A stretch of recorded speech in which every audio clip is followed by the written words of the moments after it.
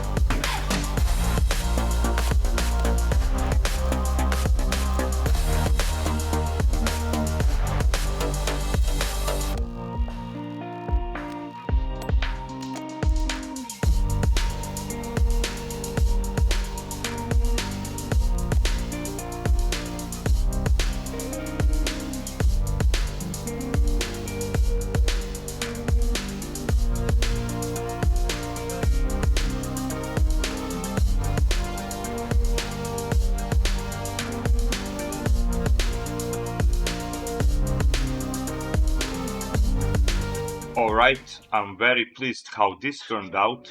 I'm very pleased with this road layout here and the layout for our future farms in this area. And I think this looks fantastic, and it brings so much more ideas to the table. For example, just imagine when we expand these future farms to this area and to this area, and perhaps we can make one more small village here and even one more village in this area. And to do that, we need to keep expanding this road infrastructure, but don't worry, this will be very fast. I want those roads to extend to this area, but I don't want them to connect to this arterial road. So we are going to make 2 underpasses and extend those roads to go into this area here.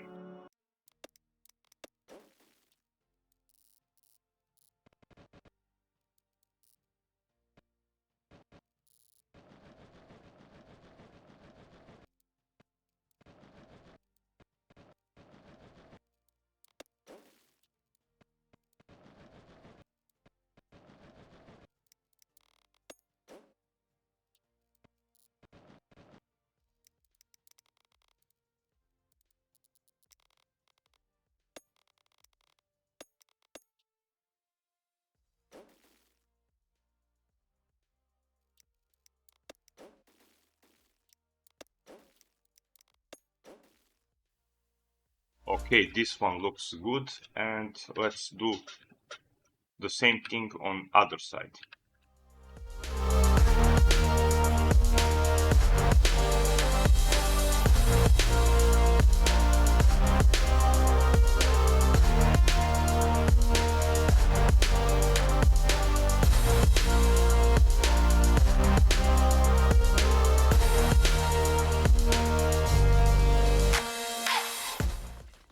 And this one also looks very realistic, very good.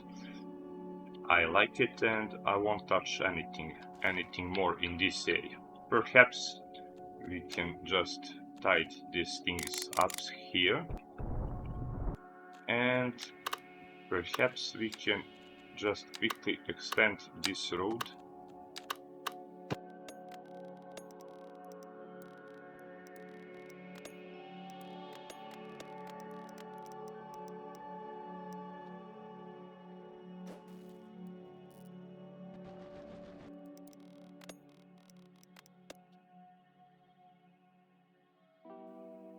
That should be enough for now regarding the road building and road infrastructure. Now we need 3 basic things to make this future village work, and that is water, electricity, and sewage. So let's just find a nice place for our water tower. And I think I want to put a water tower somewhere in this area, in the middle of our future farms and forestry industries.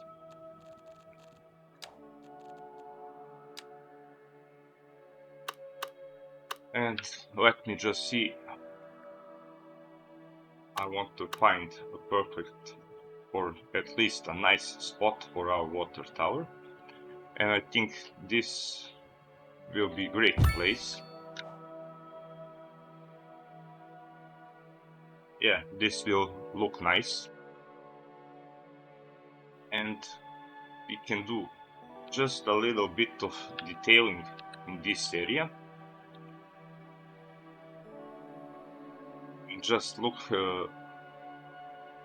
at this water tower, look at those beams, and look at all this supporting structure. This is very, very detailed. We will have a little stairs here, and we can also see all those rivets around this water tower, and I was wondering how many of you were actually took some time to take a good look at this prop. This is just incredible. And now let's just do a little bit of detailing. So for example, I want to make this surface, sand surface here, something like this, and then I want to put a small wall around this water tower. We're gonna use energy, we can do it manually, but we are going to use energy because it just saves time. There's no question about it. It saves times and it gets the job done, as someone would say. Okay, this also looks very interesting, and I've seen some interesting Japan gate closed, so we can also put that one here.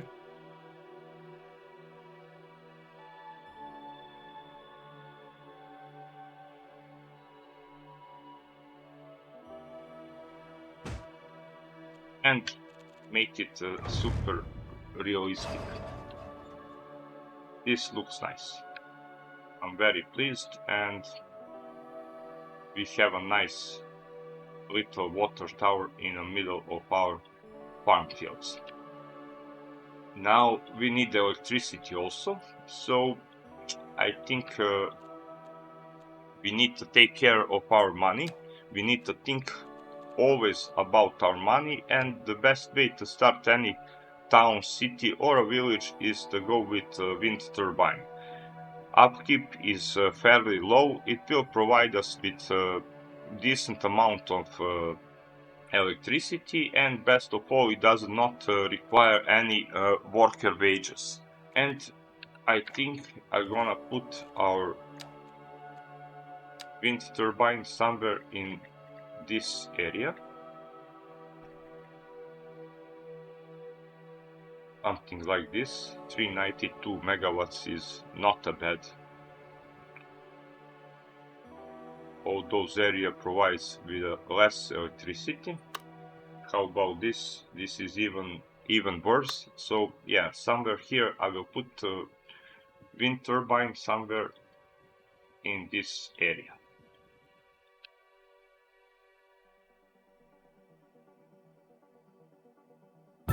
Yes, this will be a nice spot for a wind turbine. I like it.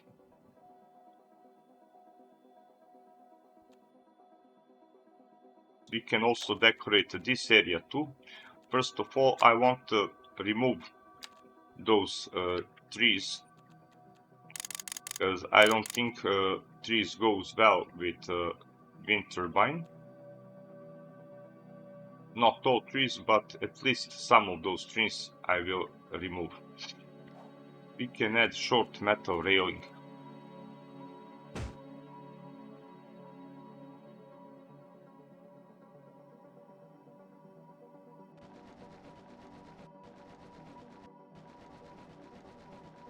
So the wind turbine is protected from unauthorized access from people who maybe like the countryside, maybe like to walk around or something.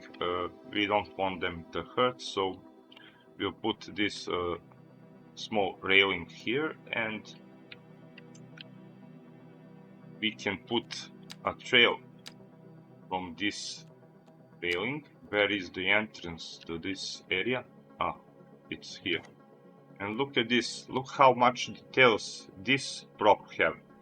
It's, I think this is just incredible. Let me just check something out.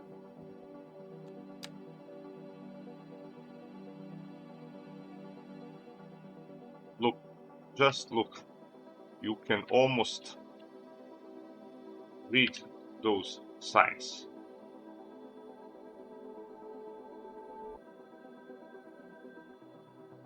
Warning, images are being recorded for the purpose of crime prevention, and I don't know what this says, but I'm pretty sure I read all right first part of the message. So just look at these incredible details. I almost thought we're gonna see keyhole here somewhere, but I guess this is a new type of lock, does not really require a true key. But okay, incredible. Just look at this.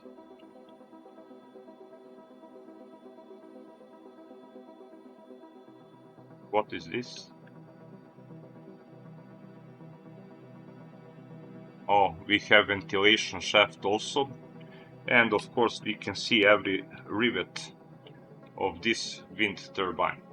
This is incredible, and I was wondering how many of you have actually take a good look at the wind turbine or water tower and just admired how many actual details are there represented. Uh, this this is what makes this game incredible, but also this is what makes this game hard to even run on some of computers, if not most of computers. So with the great details comes and oh wait, I think I see some bug.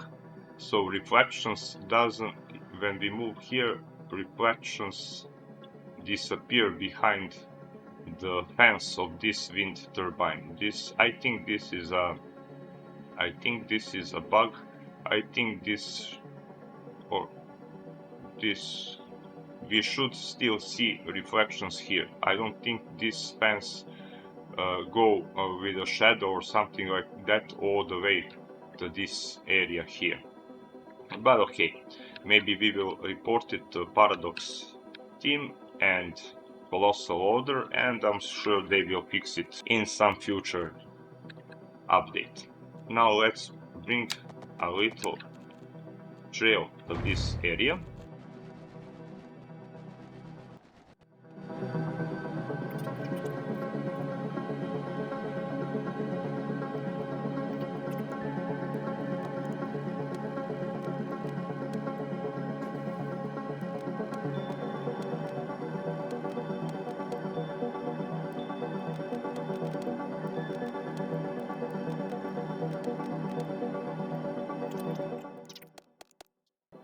And now for the end, of course, the most hated thing that we need to place is our sewage.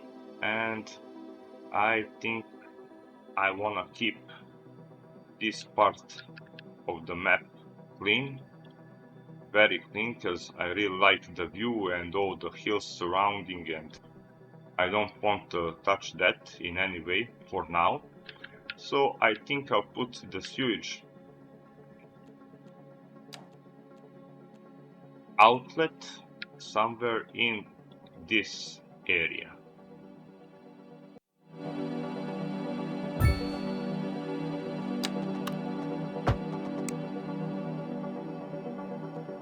And I won't put much detail into this area because this will be changed really quickly, and this will serve only till we produce those water treatment plants that will clean this sewage water and clean this bay fast.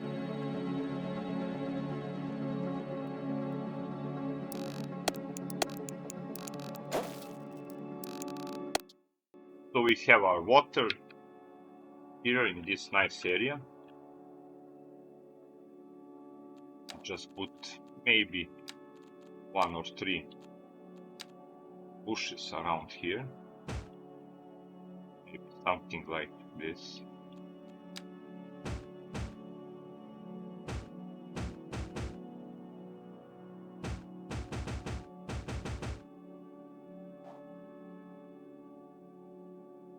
It's fine here. We have water, we have electricity, and we have sewage outlet. We have roads leading to this area.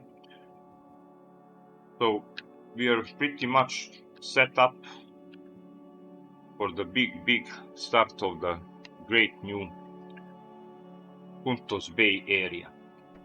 And I would like to leave that for the next episode because, as you all know, zoning in Cities Skylines 2 takes some time, takes time for buildings to grow up. So I think we can do that in the next episode. We can check if we can make any profit at the start of our village and this area. And I'm also very interesting to see what we can do with detailing at the very beginning of this village. So until the next episode, I wish to thank you for watching this episode. I would like to ask you to leave your comments, to leave your like or dislike, and perhaps to subscribe so you can get updates and follow this series from the first episode. Thank you very much again, and bye bye.